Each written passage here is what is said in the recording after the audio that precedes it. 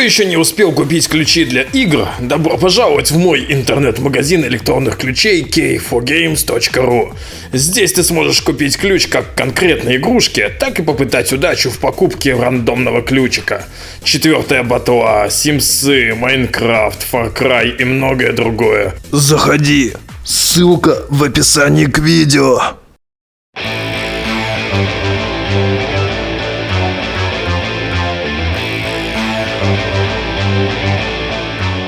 В прошлом видео мы с вами начали знакомство с принимающим комплексом радиолокационной станции «Дуга». Прибыв к объекту на рассвете, первым делом отправились к антенному полотну, чтобы залезть на него до того, как проснется охрана. Нам повезло, и мы это сделали. Но наверху нас ждали не только красивые виды, но и неприятные сюрпризы. Машина с неизвестным содержанием внутри, поехавшая к КПП, а также некая личность, которую мы узрели в момент ее захода под антенну. Пережидая ее уход, мы заснули от усталости прямо на переходных мостках антенны и проспали около 2 часов, что здорово добавило ощущений от пребывания там. И все-таки мы спустились без запала. Основная задача была выполнена. Пробитая гвоздем еще в Припяти нога сильно болела, да и сами мы были сильно измотаны. Поэтому было желание сразу уходить в сторону выхода из ЧЗО. Но, во-первых, любопытство, а во-вторых, банальная логика, что уходить нужно по темноте, а до темноты надо еще чем-то заняться, и тупо спать в лесу неинтересно, пересилили нашу тягу к выброске. И мы решили ознакомиться с созданием коммуникационного центра. О чем и будет это видео. Вкратце и без фанатизма. Все-таки больная ноженька дает о себе знать. Да и вокруг идет движуха. Согласитесь, что спалиться на мелочи после покорения крупного объекта было бы как минимум обидно.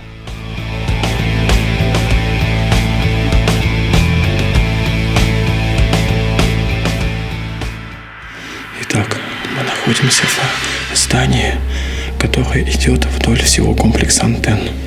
Мое предположение, что здесь находилось усилительное оборудование от тех вибраторов, которые находятся на антенне.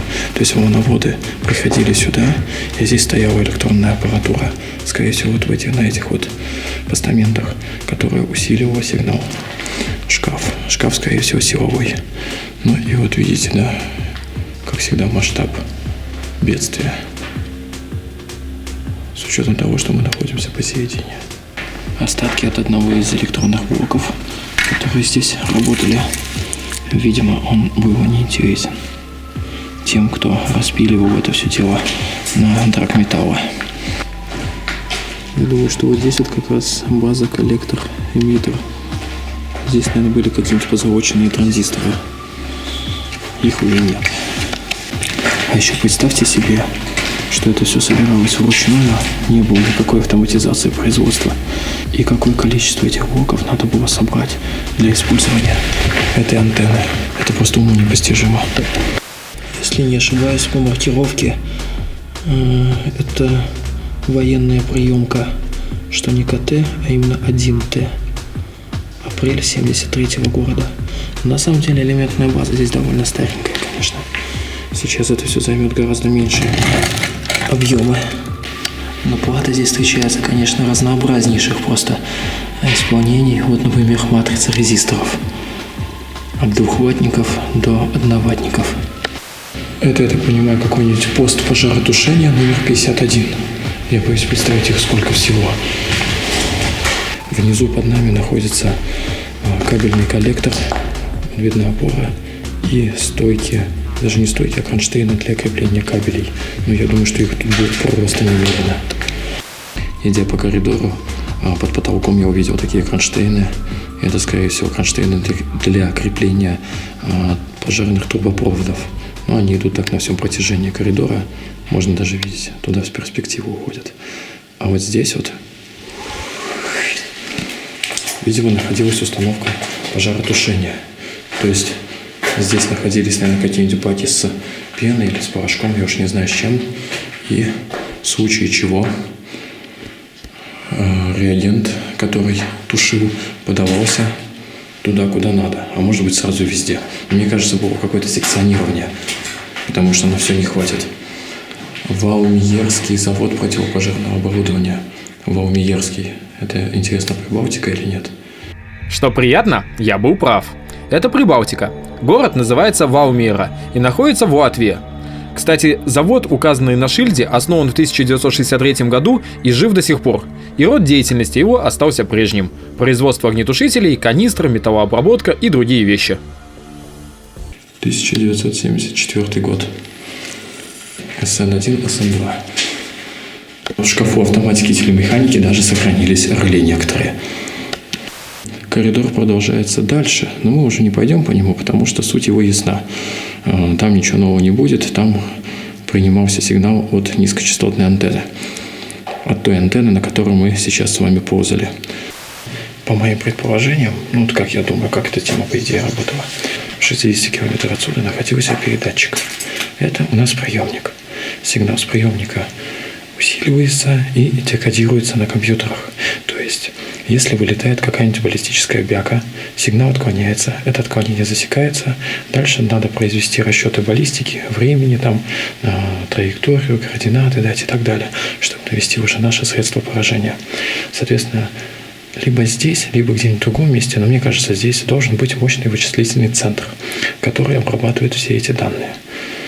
Здание, которое находится рядом с антеннами, которые я вам показывал сверху, больше всего, по моему предположению, подходит под эту роль. Сейчас мы немножечко здесь походим.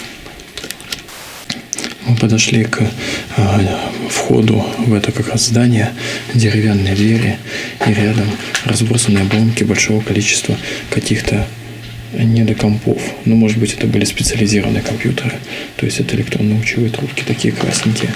Но все, естественно, разбито. И, в общем, понятно, что здесь показывалось что-то, что именно то ли это какая-нибудь осциллограмма, то ли это какие-нибудь данные, там, двоичные, десятичные, уж я вам не скажу. А это компьютер. Ну, скорее всего, это, да, компьютеры, военные специализированные компьютеры. Раскладка, главное, что по-русски Яцупкин как QWERTY, а по-английски она просто дублирует транслитом русские буквы. Ну, так, необычненько немножко. Фыва, Продже. Мы проходим внутрь, видим полный дестрой. Здесь либо хорошо течет, либо хорошо горело. А может быть все вместе, все сразу. Ну и любой вычислительный центр начинается с вешалки. О том, что здесь было все не так просто, говорят вот такие вот серьезные кабельные коллектора с большим количеством кронштейнов под кабло. Просто нереальное количество различного оборудования было здесь.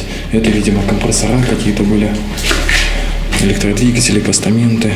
Может быть, это что-нибудь тоже из разряда камеры холодильных машин здесь находилось. Сейчас сложно сказать. Дестрой просто знатный. Ну, сами понимаете, сколько уже лет прошло. Радиолокационная станция была остановлена сразу после аварии на атомной электростанции, а потом и вовсе выведена из эксплуатации. Поэтому неудивительно, что такой дестрой. Попилено. Ну, если не по максимуму, то цветмет то точно весь.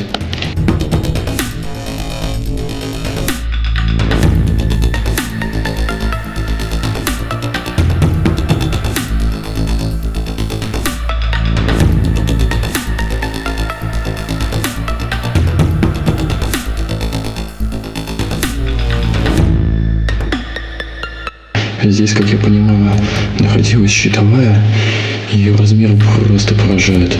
То есть такого количества шкафов я нигде не видел, просто за раз в одном помещении. Снизу надо быть очень аккуратным, чтобы не упасть. Ну что у нас здесь? Ну, это, видимо, автоматы были и так далее. ПСУ 100К. Рабочий ввод. Может быть, даже это не щитовая цепь управления двигателем, цепь защиты. Может быть, это что-нибудь другое. Самое интересное, что здесь, в этом помещении, все в одном. Здесь находится понижающий трансформатор с 10 киловольт на 400 вольт.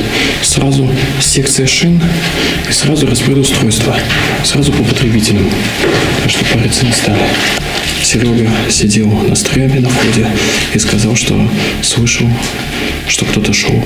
Так что здесь очень обитаемо, поэтому мы тут еще немножечко понаходимся и пойдем уже восвоясь. В соседней комнате находится щит, который управлял всем тем, что мы видели с вами в прошлом помещении.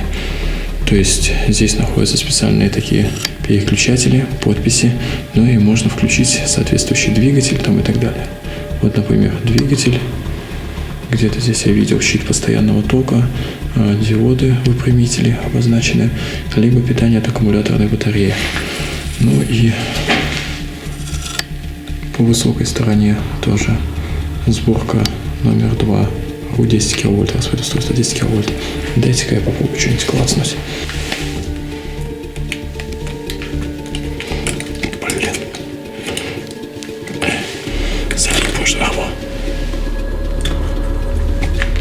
Вот как-то так это все дело выглядит. А это что, мне не пошло? Залипу. Советская военная символика. Да, весь первый зал просто нашпигован стойками.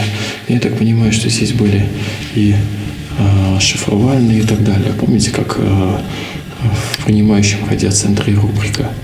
В принципе, здесь тот же самый принимающий радиоцентр, только более эпичных масштабов, но, правда, и более разостроенный.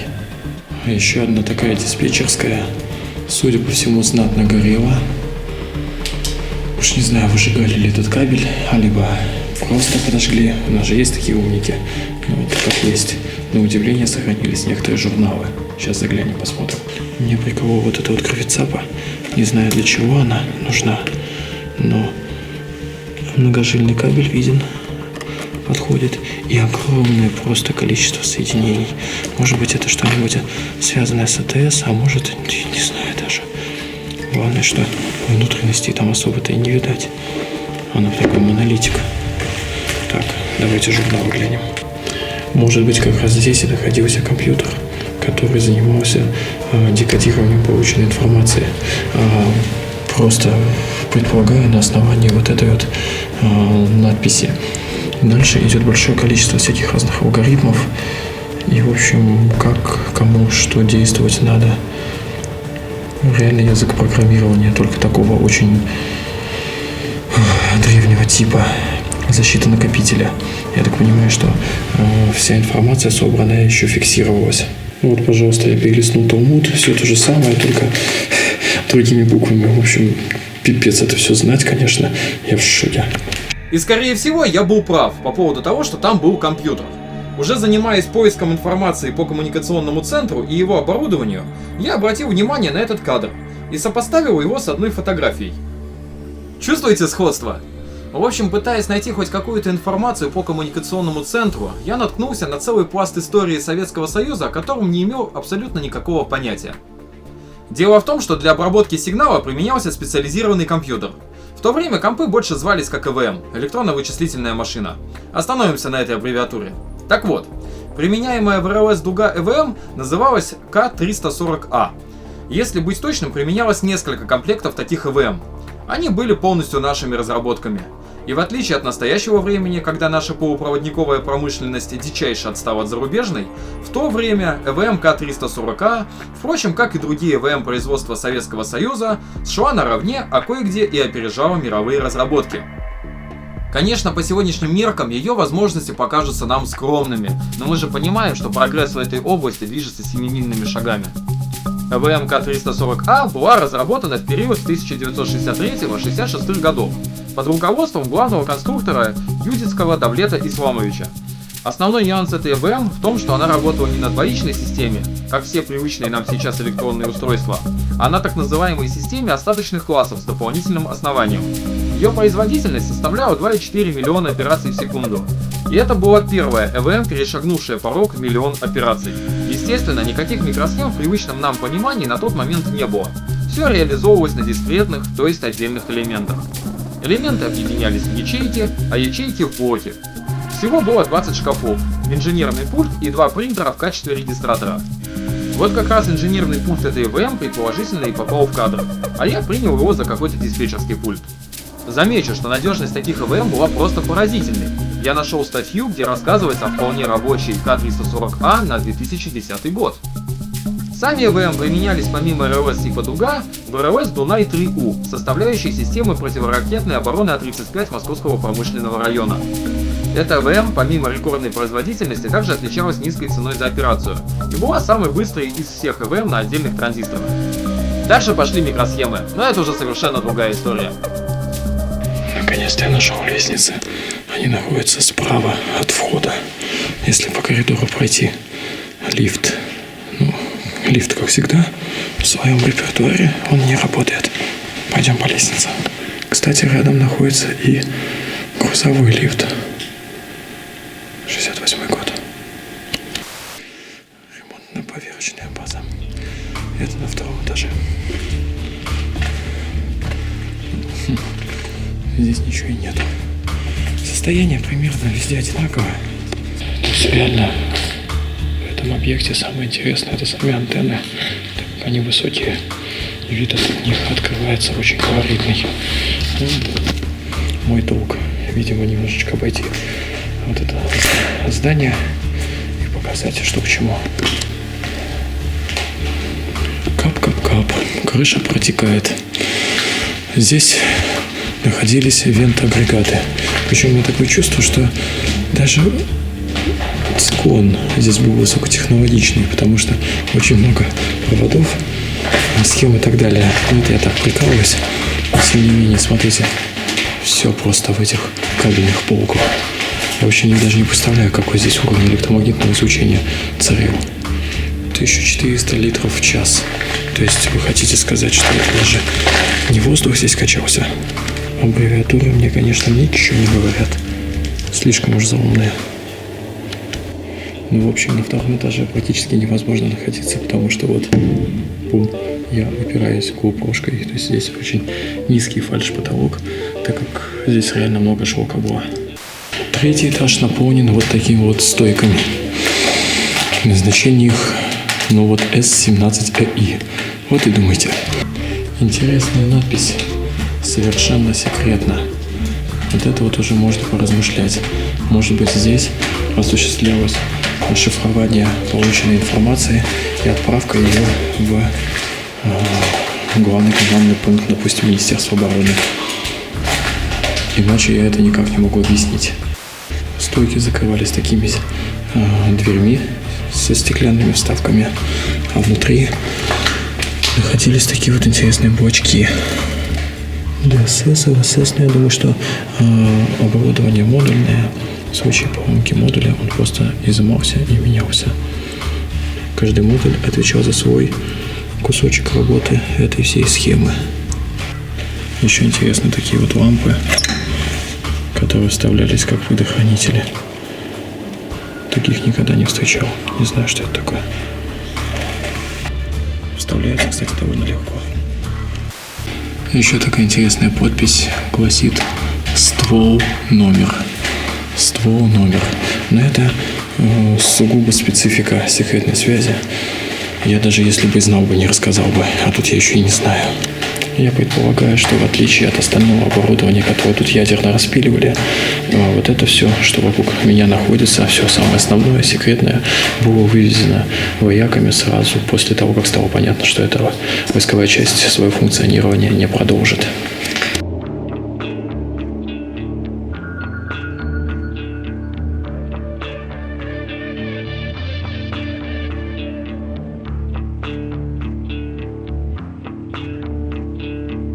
Находиться в коммуникационном центре было безопасно.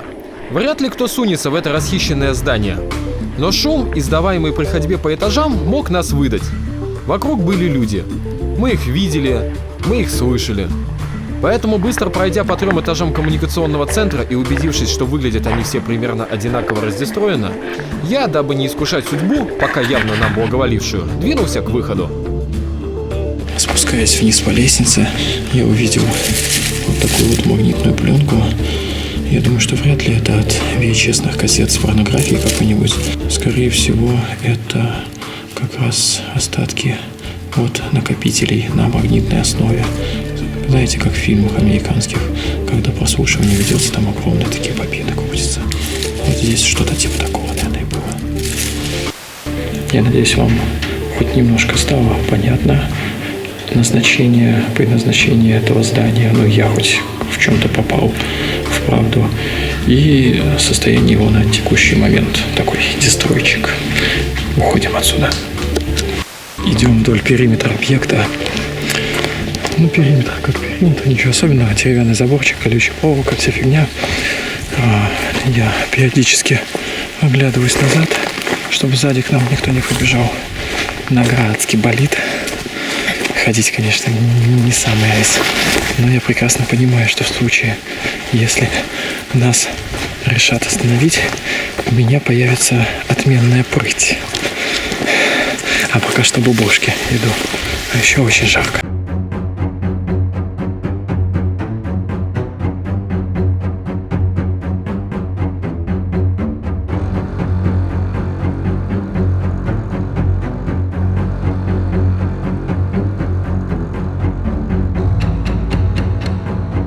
Эта краткая прогулка по зданию коммуникационного центра довольно сильно добила меня.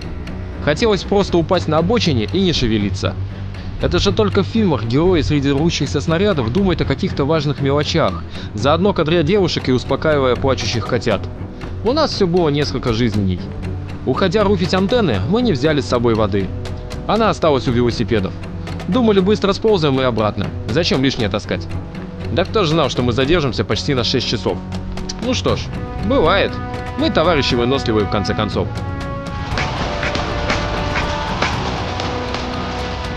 И вот, наконец, мы двигаемся к нашей нычке. По пути встречаем свежайший собачий след, который не добавляет нам оптимизма, зато придает бодрости к походке. Так вот, идя и постоянно оглядываясь, мы доходим почти до периметра. Серега нагрызает яблочков. Я эти темы без дозиметра по бете что-то не очень хочу практиковать, но ему норм. Двухэтажное здание, рядом периметр, мы скоро выбрасываемся. Здесь еще вот такое рядышком здание находится, скорее всего, какой-нибудь складик, там ящики лежат деревянные. Но вообще вы, конечно, должны понимать, что для обслуживания такого огромного объекта нужны не столько антенны, не только дешифровальный центр, там и передающий шифровальный, но еще и понижающая подстанция, котельная какая-нибудь. Здесь есть свой жилой городок. К сожалению, он находится с другой стороны от КПП. Обходить здесь по лесам нереально, да, их городок патрулируется.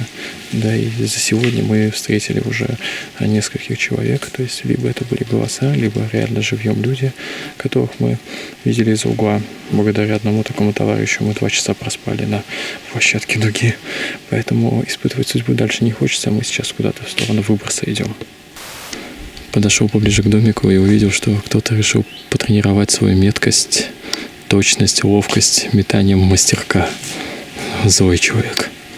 Советский солдат мог и мастерком отхлобучить потенциального противника. Серега сказал, что там очень много потоптано около яблони, то есть там постоянно питаются этими яблоками. Ну и ладно.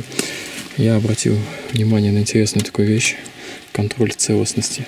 То есть, видите, забор здесь был немножечко нестандартный. Ну, помимо бетонных опор с колючей проволокой, которые вот где-то вот здесь шли, здесь шел бетонная опора и обычный деревянный заборчик. По нему пропущена вот такая вот проволочка. Это, видимо, то ли контроль целостности, то ли индуктивная защита. Последнее вряд ли. Ну и на углу периметра находится сторожевая вышка. Здесь нес свой караул солдат.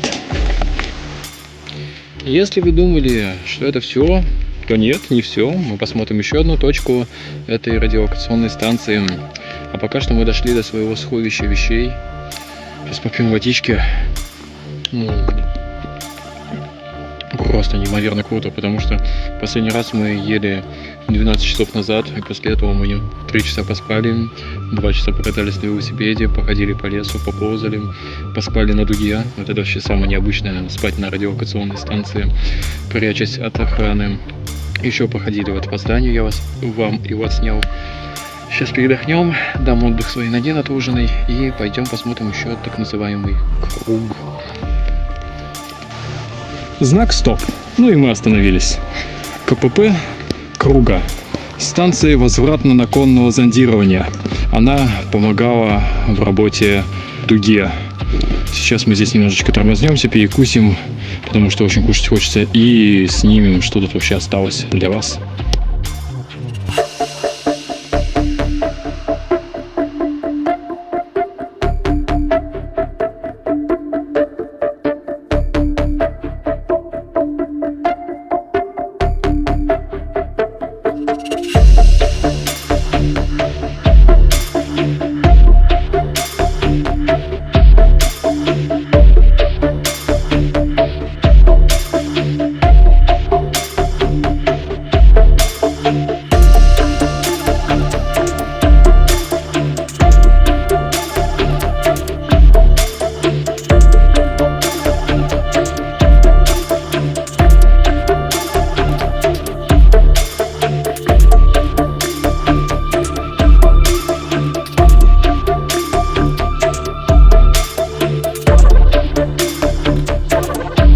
Мы познакомимся с русским регистратором Datacam G5, который в зависимости от комплектации стоит от 9900 рублей. В наличии блендофильтр, инновационная разработка инженеров КБ Datacam, защищает кадр от засветов и бликов. Уникальное крепление на неодемовых магнитах позволит за секунду установить и снять регистратор. Уникально четкое видео с битрейтом до 20 мегабит в секунду получается благодаря прокачанному русскими инженерами процессору Ambarella. Короче говоря, регистратор на 1-2 поколения опережает все другие модели на рынке.